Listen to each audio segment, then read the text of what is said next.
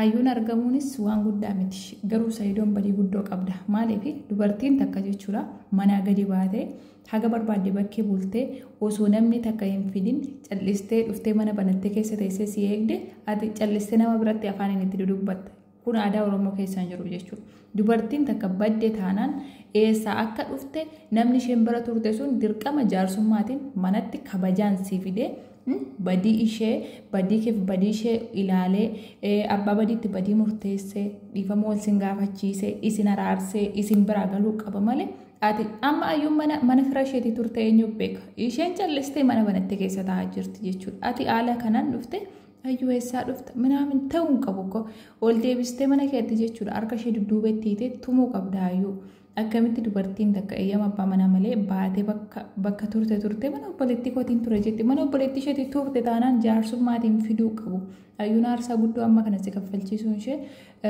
dhugaa baay'ee takka garaa si barattee jirti dubartiin takka bultii sana keessatti yoo abbaa manaa hin sodaattu ta'e yoo abbaa manaa ishee hin kabaju ta'e bultii sanarratti kumaaraa taphati jechuudha akka ayyuu kana. Baay'ee takka waan aadaa Oromoo keessatti hin argamin nan arge jechuudha. Yoo du'a ture waanuma baay'ee takka arganii jechuudha lafa kanarratti. Keefitti sanuu kan Saidoon mana jirre dhuftee mana banattee keessa teessee bunaa kaa'u jirti jechuudha. Eree ayyuun jajabeetti akkamiiti?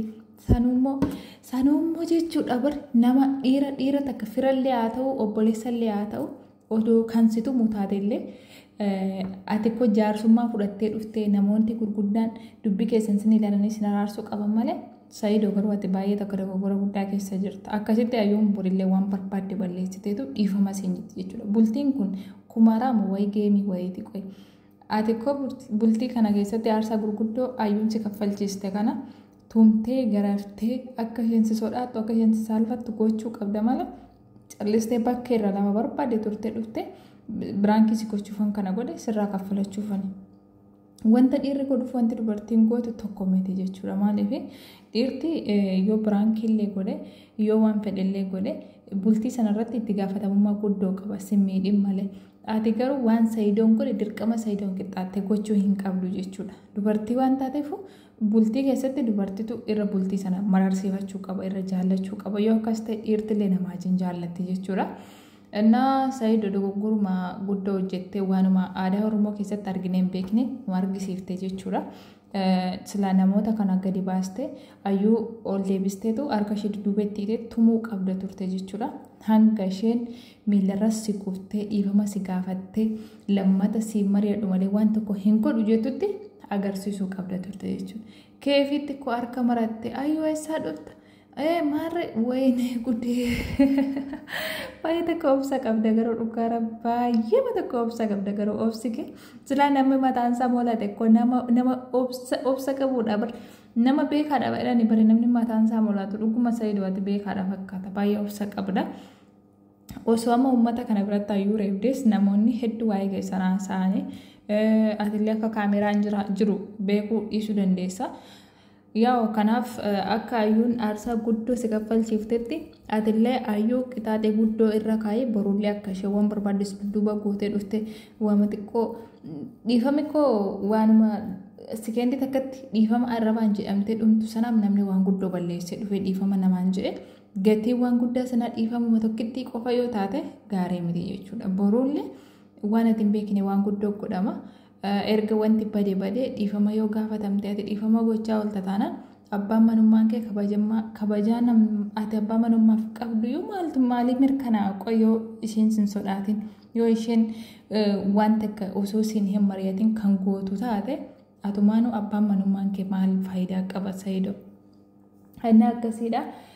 Dogoggora guddoo gootee jirta tarii yoo namoonni gadi ba'aninnaan haala kanaan ayyuu adabbii irra gootee bareeddudha garuu akkasumaan callistee dhiista taanaan maal beektaa amma lafa ayyuun turtee dhufte atumaan kun maal beekta dhiirti takka jechuudha dubartiin manaa gadi baatee yoo guyyaa lamallee bulte jechuudha bakka isheen turte sanaa guyyaa isheen itti baddee wajjin fiduu qabanii jechuudha yookiin immoo situ nama fudhatee dhaqee achi fudhatee gala yoo nama fudhatee dhaquu baattillee osoo namni mana jiru dhattee kabajaan bakka isheen itti badde sanaa fudhattee galuu qabda jechuudha. Aadaa Oromoo akkasitti nu barsiise akkasitti beekna jechuudha.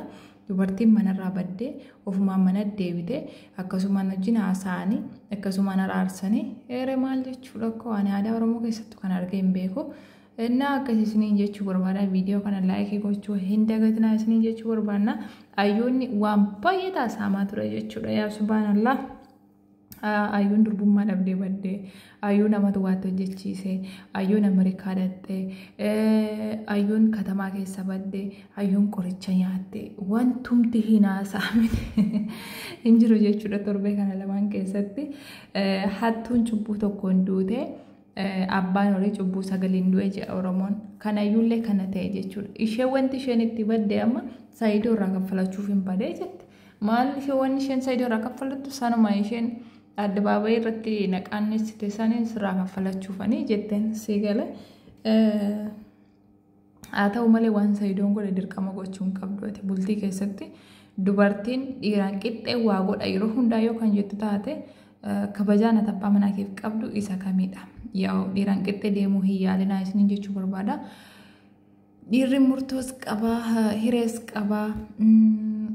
Bultii isaa keessatti hoogganaanis isa waan ta'eef ati ittiin mari'achuu qabda malee callistee baddee hiraarsitee namatti kofalchiistee gaafa zalgibee loofirra darbitee baddee mana sisteeriitti eere maal jechuudha. Wanni akkasii gaarii hin turre akkasii isinii jechuu barbaada. Garuu baga argamte maaliif osoo achumaan baddee haga kana callistee teessetti ta'e namni bakka rakkoo keessa galtee ayyuun jedheetu hedduu tokko namni miidiyuma kanarraayyuu si barbaade waan murteessu wallaaluu jira jechuudha.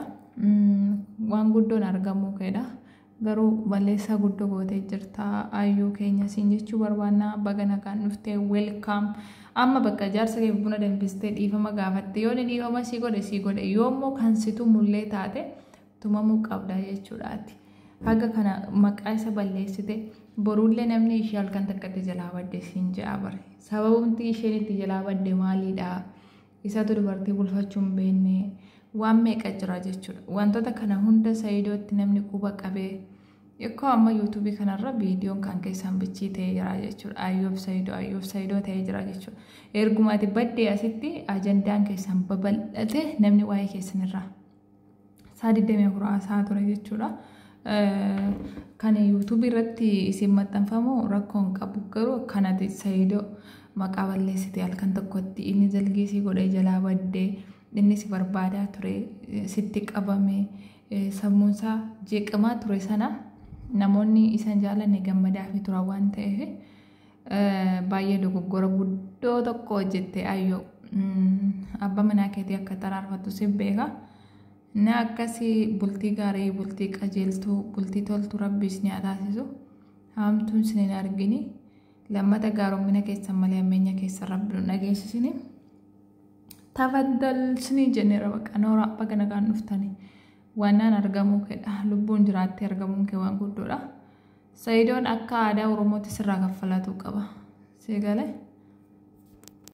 Yookiin immoo dhiironni bakka boruu yoo dubartiin takka baddee akkuma Saayidoo kanatti nama laalaa nama tumina yoo wanti kun gaarii